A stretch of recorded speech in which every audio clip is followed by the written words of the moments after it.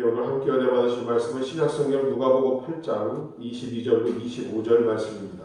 신약성경 누가복음 8장 22절로 25절 말씀, 신약성경 104페이지에 있습니다.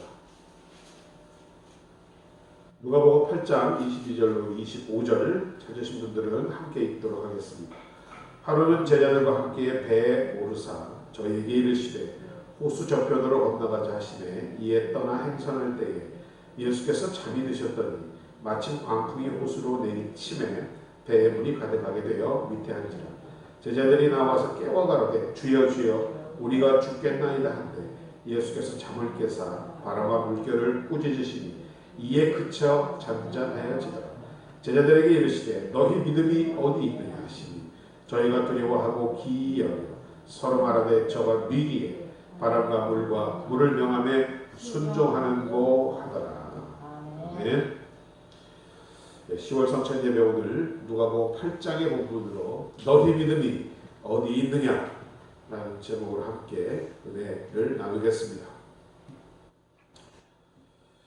여러분, 믿음은 눈에 보이는 것은 아니지만 참된 믿음은 여러분의 삶과 생활을 통해 증거되는 것입니다. 그래서 주님이 물어보십니다. 너희 믿음이 과연 어디에 있느냐? 우리가 성경을 보면 예수님은 세상에 계실 때에 제일 기뻐하시고 칭찬하셨던 사람이 바로 자신의 믿음을 주님께 보인 사람들이었습니다. 중풍병자를 데리고 지붕을 뜯어 주님께 왔던 친구들의 믿음, 여자여 내 믿음이 크도다 내 소원대로 되리라 하신 가나안 여인의 믿음, 가라 내 믿음이 너를 구원하였느니라 하신 맹인 바디메오의 믿음, 이와 같이 자신의 믿음을 분명히 드러낸 사람들을 주님은 기뻐하시고 칭찬하셨으며 그들의 소원을 이루어 주셨던 것입니다. 히브리서 11장 6절은 믿음을 이렇게 정의합니다. 믿음이 없이는 하나님을 기쁘시게 못하나니 하나님께 나아가는 자는 반드시 그가 계신 것과 또한 자기를 찾는 자들에게 상 주시는 이심을 믿어야 할지니라고 히브리서는 말씀하십니다. 믿음이란 하나님께 나아가는 자는 반드시 그가 계신 것을 알고 믿어야 한다는 것입니다. 오늘 본문의 제자들은 함께 배에 오르신 예수님조차도 잊어버리고 있습니다. 그러기에 배의 물이 차오를 때마다 인간의 염려와 근심으로 마음의 배의 물을 가득 채우고 있었던 것입니다. 오늘 우리의 모습 가운데도 이런 모습이 있지는 않은지요? 이미 여러분이 예수를 구주로 믿고 성령께서 여러분에게 찾아오신 이후로 주님은 여러분 안에 계시고 여러분과 함께 하시는 줄로 믿습니다. 혹시 여러분과 함께 하시는 이 예수님을 죽으시게 하고 계시지는 않는지요? 오늘 본문을 통해 과연 우리의 믿음은 하나님과 사람 앞에 언제 드러나는지에 대해서 함께 묵상해 보고자 합니다. 첫 번째로 우리의 삶과 인생 가운데 광풍이 불고 풍랑이 일 때에 우리의 믿음이 나타납니다. 바다제비라는 새가 있습니다. 그런데 이 제비는 폭풍이 바다 가운데 불기 시작하면 날아다니는 새입니다. 평온할 때는 날지 않습니다. 폭풍이 바다 위로 불어 바다가 뒤엎어지듯이 난리를 칠 때에 그러기 시작하면 이 바다 제비는 그 바다 위를 날기 시작합니다. 왜? 폭풍이 불기 시작하면 그 바다 위로 플랑크톤들이 물 위로 떠오르기 시작하기 때문이랍니다. 플랑크톤은 물고기들의 먹이도 되지만 이 바다제비의 먹이도 되고 또한 함께 떠오르는 물고기도 그들의 먹이가 되기 때문입니다. 우리도 보면 평안하고 별 문제가 없고 만사 잘 되는 것 같고 자녀들 다 잘 지내고 할 때는 우리의 진짜 믿음이 나타나지를 않습니다. 고난과 환난과 풍파를 만나야만 저와 여러분의 믿음의 현 주소를 볼 수 있게 되는 것입니다. 그러나 이러한 때에 진정한 믿음이 없다면 삶의 풍랑을 만나 어려운 시험을 당할 때 본문의 제자들과 같이 이미 함께 하시는 예수님을 까맣게 잊어버리고 염려와 근심으로 가라앉는 배에 물을 가득 채우고 있는 것입니다. 오늘 본문의 이야기는 여러분 잘 아시지만 예수께서 하루는 제자들과 함께 배를 타시고 호수 저편으로 건너가시던 중이었습니다. 피곤하셔서 배 안에서 주무시고 계셨습니다. 그런데 갑자기 갈릴리 호수에 풍랑이 일고 큰 바람이 붑니다. 큰 물이 밀려 들어와 배에 가득 차게 되어 심히 위태롭게 되었습니다. 이때야 비로소 제자들은 무서워 떨며 주님을 찾기 시작합니다.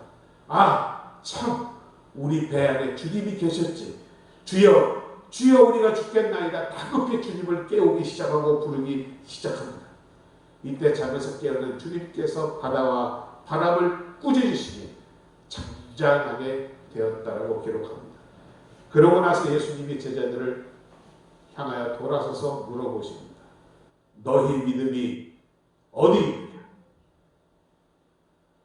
누가복음 18장에서 예수님은 기도에 대한 교훈을 주시며 8절에서 이렇게 말을 하십니다. 밤낮 부르짖는 택하신 자들의 원한을 속히 풀어주시겠노라고 말씀하셨습니다. 그리고 나서 인자가 다시 올 때에 세상에서 믿음을 보겠느냐? 물음이 아니죠. 볼 수 없을 것이라는 말씀입니다. 주가 재림하실 때에 교회가 심히 타락하고 믿음의 백성들이 믿음을 가지고 기도하는 자가 있겠느냐는 뜻입니다. 멀리 갈 필요도 없습니다. 과연 지금 우리는 그러한 믿음을 가지고 있습니까? 인생은 고난의 바다, 즉 고해라고 합니다. 그러기에 욥은 사람은 고생을 위해 났나니 불꽃이 위로 날아가는 것 같다고 인생을 비유합니다. 즉 불을 피우면 불티가 위로 나는 것 같지 인생은 고생이 있기 마련이라고 합니다. 따라서 잔잔한 인생은 있을 수가 없습니다. 항상 평안한 인생은 찾아올 수 없는 것입니다. 때로는 순풍으로 때로는 광풍으로 풍랑이 일기도 하고 어려운 파도가 밀려오기도 하는 것입니다. 이러한 광풍이 불고 풍랑이 일 때에 바로 우리가 환난과 시험을 당할 때 그때야말로 여러분의 믿음이 빛나며 믿음의 역사가 나타나야 할 줄로 믿습니다. 오늘 이 자리에도 광풍 맞으신 분들이 있을 수도 있습니다. 오늘 제자들과 같이 이 마음의 배에 염려와 근심의 물을 가득 채워 배를 가라앉히지 마시고 하나님께 더 나아가 이미 계신 하나님을 함께 하시는 그리고 그 믿는 자에게 상 주시는 이심을 고백하는 믿음을 보이시는 여러분 되시기를 주의 이름으로 축원합니다. 니느웨로 가던 풍랑을 만난 배에서 요나의 고백과 같이 너희가 이 큰 폭풍을 만난 것이 내 까닭이라고 오히려 자신의 죄와 허물을 먼저 주 앞에 내놓고 회개하는 여러분 되시기를 주님의 이름으로 부탁드립니다. 폭풍을 해서 하나님의 섭리를 깨닫고 시험과 실패를 믿음 안에서 받아들이면 모든 것이 합력하여 선을 이루는 축복이 될 줄로 믿습니다. 인생의 가장 좋은 일 복된 것은 슬픔과 고난의 보자기에 쌓여 있다라는 말이 있습니다. 여러분, 우리가 당하는 모든 슬픔과 고난, 실패의 보자기 안에는 반드시 하나님의 섭리와 예비된 축복이 있음을 믿는 여러분 되시기를 주님의 이름으로 축원드립니다. 두려워하지 말고 믿음으로 전진할 때 그 예비된 하나님의 섭리가 축복이 여러분의 것이며 여러분의 인생 가운데 펼쳐질 줄로 믿습니다. 늘 듣는 말이지만 하나님의 끝은 사람의 끝은 하나님의 시작입니다. 우리의 절망은 하나님의 기회인 것입니다. 시편 119편 67절을 보면 그래서 고난당하기 전에는 내가 그릇 행하였더니 이제는 주의 말씀을 지키나이다라고 말씀하고 있습니다. 많은 경우 우리가 의도적으로나 적극적으로 죄를 짓지는 않지만 어떤 이유로 인하여 말씀의 파수, 순종의 의무를 소홀히 할 때 우리 자신도 모르는 사이에 적극적인 범죄함으로 기울어질 때가 있습니다.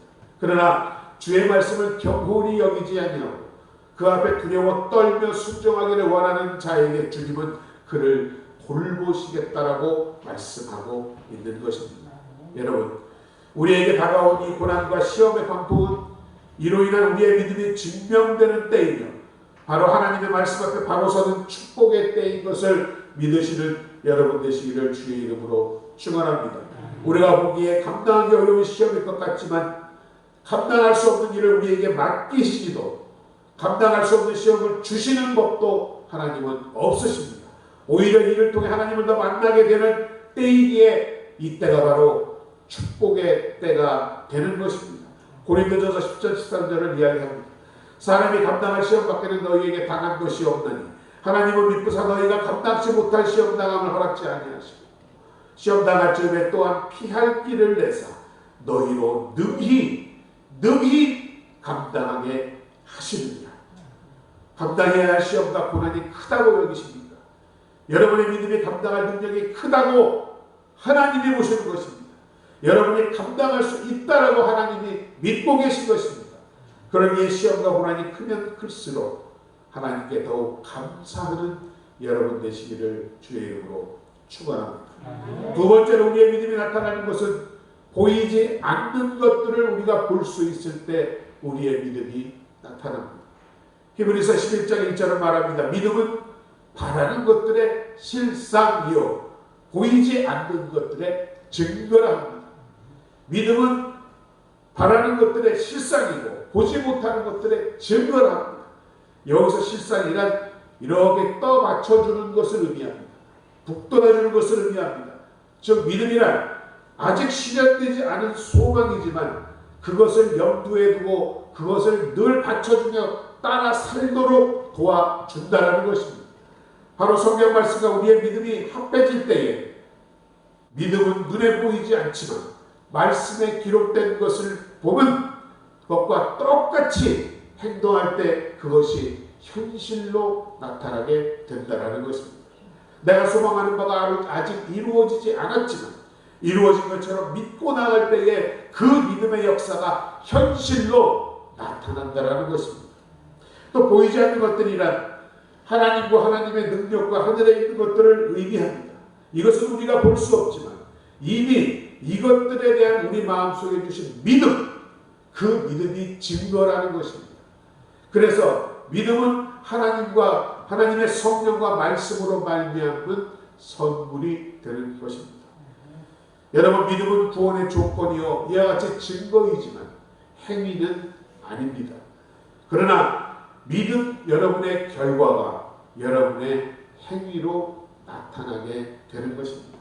에베소서 2장 8절은 그래서 말합니다. 너희는 그 은혜에 의하여 믿음으로 말미암아 구원을 받았으니 이것은 너희에게서 한 것이 아니요 하나님께서 선물로 주신 것이라고 말하고 있습니다. 여러분의 믿음은 모두가 하나님께서 여러분에게 친히 주신 선물인 줄로 믿습니다. 여러분 스스로가 믿은 것 같지만 가만히 생각해보면 그렇지 않음을 알 수 있습니다. 오늘도 이와 같은 하나님이 주시는 믿음으로 충만한 여러분 되시기를 주님의 이름으로 축원드립니다. 사람들은 하나님을 보여달라 합니다. 하나님이 어디 있느냐, 천국이 어디 있느냐 합니다. 보이지 않는 것은 믿을 수 없다라고 합니다. 그러나 여러분, 우리가 숨쉬는 공기와 이 전파는 보이지 않습니다. 그러나 어떤 사람도 공기나 전파를 보여달라고 하지 않습니다. 왜냐하면 공기가 없으면 당장 우리는 숨을 쉴 수가 없기 때문이죠. 단 몇 분도 살 수 없습니다. 또 전파가 없으면 라디오를 들을 수도 어떤 전자미디어 기기를 우리가 사용할 수도 없기 때문입니다. 만약에 공기와 전파처럼 하나님이 없으면 우리가 숨을 쉴 수도 삶을 살 수도 없다면 과연 하나님을 보여달라고 하겠습니까?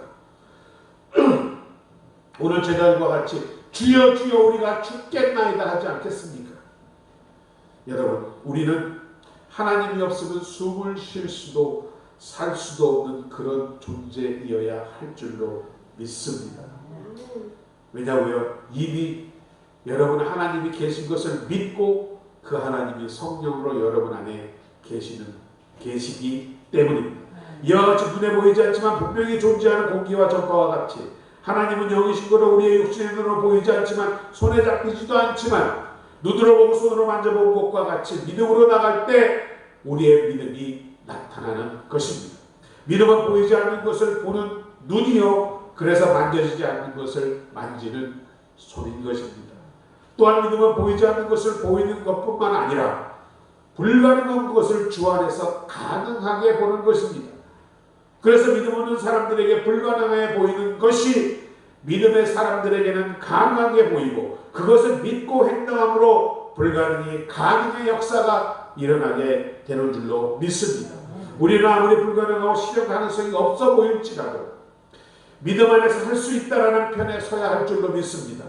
주신 말씀 위에 서서 흔들리지 말고 꼭 이루어진다라고 믿고 행하여야 합니다. 그리고 다 이루어진 줄로 믿고 감사하는 여러분 되시기를 주님의 이름으로 축원드립니다.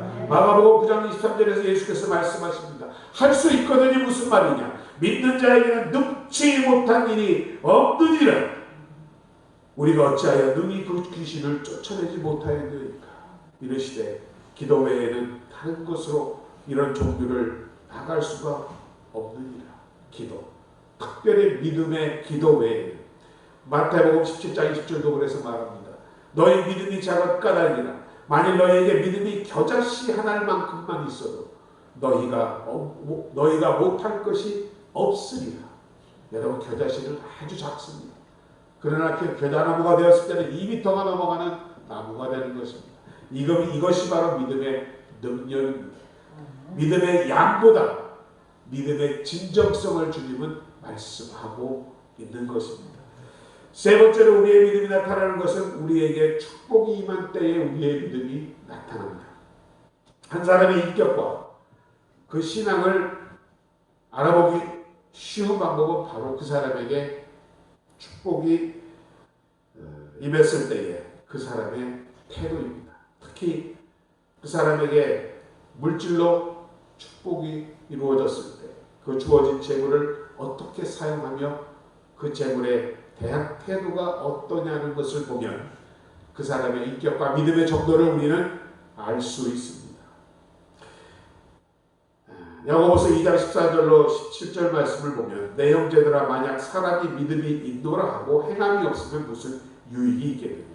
그 믿음이 능히 자기를 구원하겠느냐? 만일 형제자매가 헐벗고 일용할 양식이 없는데 너희 중에 누구든지 그에게 이르되 평안히 가라, 덥게 하라, 배부르게 하라 하며 그 몸에 쓸 것을 주지 아니하면 무슨 유익이 있으리요?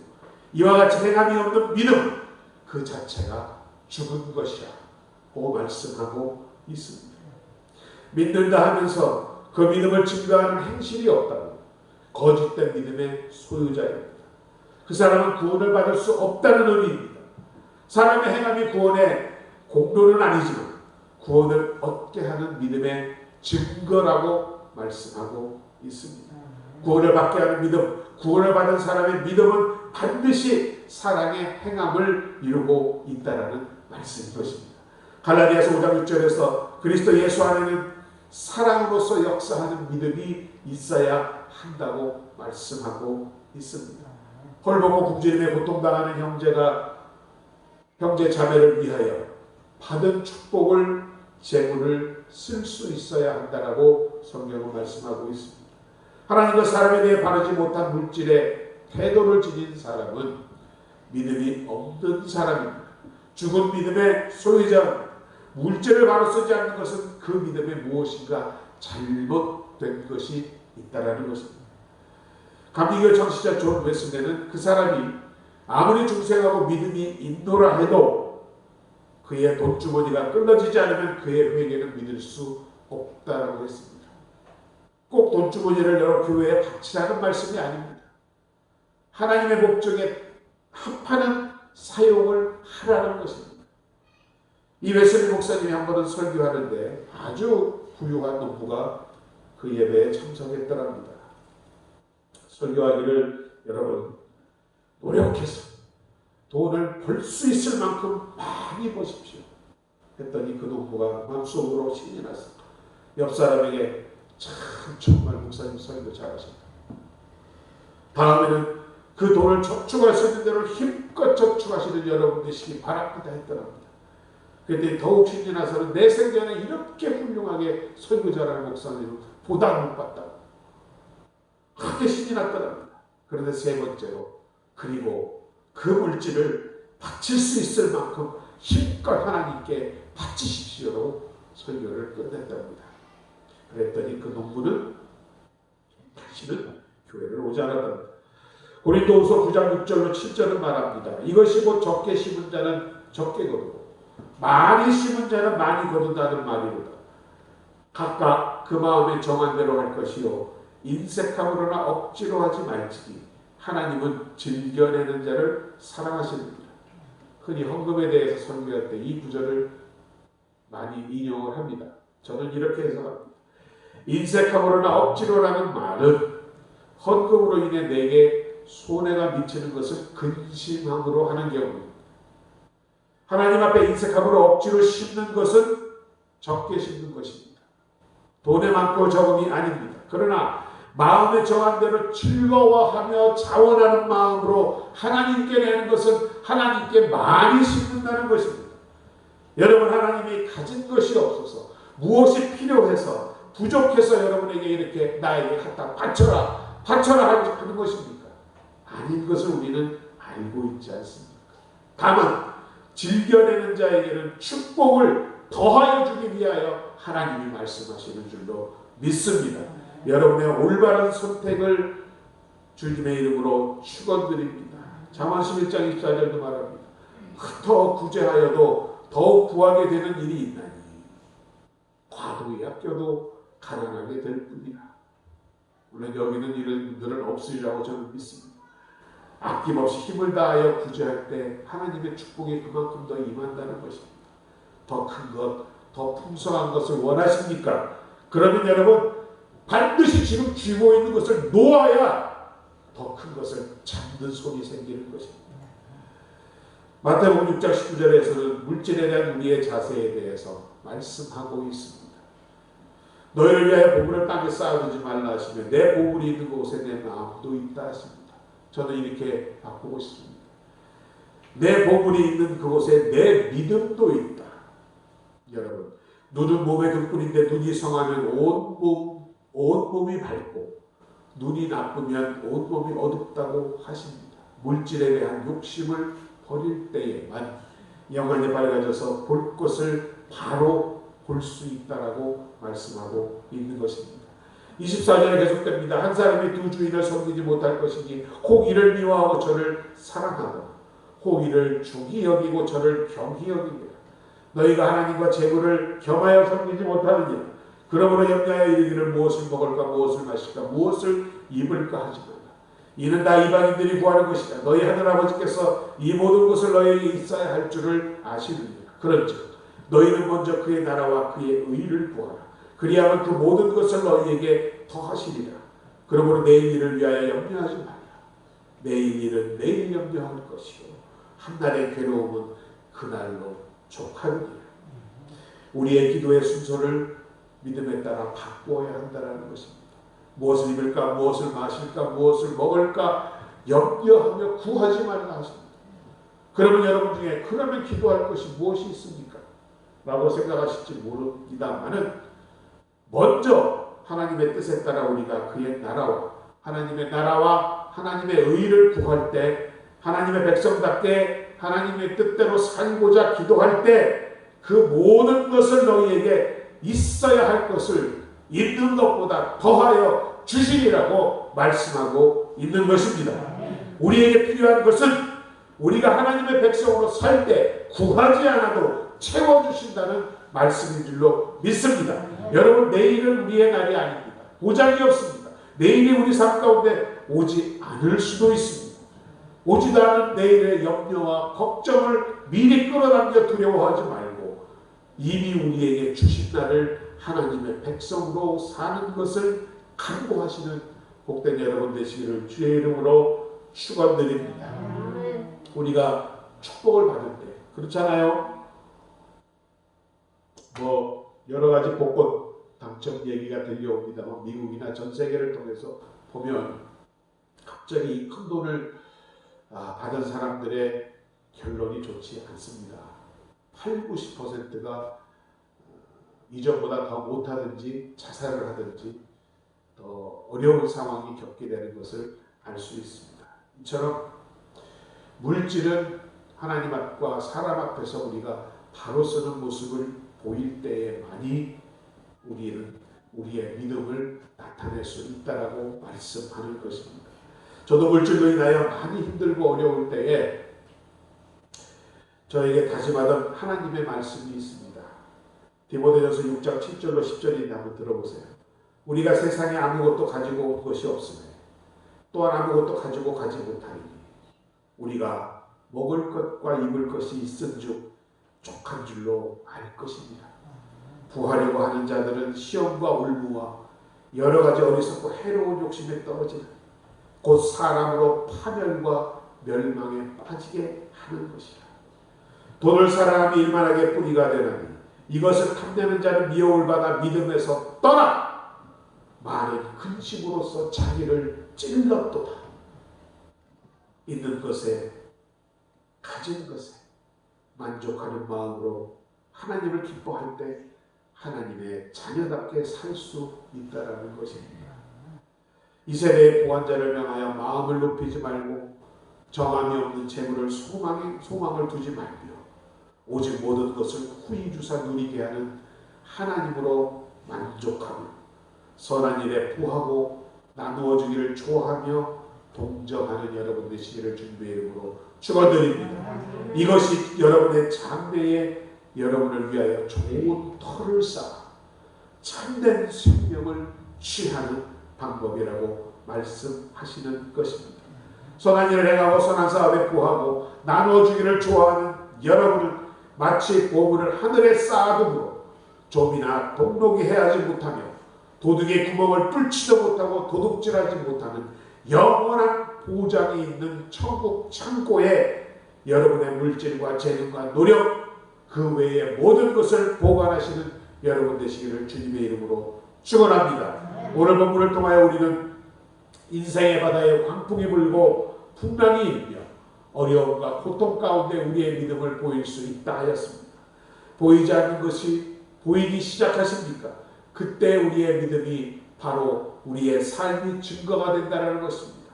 축복받으셨습니까? 축복의 때에 여러분의 믿음을 하나님과 사람 앞에 보일 때일 줄로 믿습니다. 여러분의 삶 속에서 이런 온전한 믿음을 나타내시며 그리스도의 향기를 퍼뜨리시는 복된 여러분 되시기를 주님의 이름으로 축원드립니다. 축원드립니다. 아버지 하나님 은혜와 사랑을 감사드립니다. 오늘도 거룩한 성찬주일 우리에게 말씀 주시고 은혜 있게 하시니 감사드립니다. 주신 말씀과 같이 우리의 믿음을 더함으로 하나님을 기쁘시게 하며 사람들 앞에 드러낼 수 있는 그리스도의 향기가 되게 하여 주옵소서. 그리하여 아버지 하나님 예비된 주님의 모든 말씀과 축복의 언약들이 우리의 삶과 자녀들의 삶을 통하여 나타나는 우리의 믿음 되게 하여 주시옵소서. 예수님의 이름으로 축복하고 기도드립니다. 아멘. 우리 다 함께 잠시 묵상 기도하심으로 오늘 성찬을 예비하도록 하겠습니다.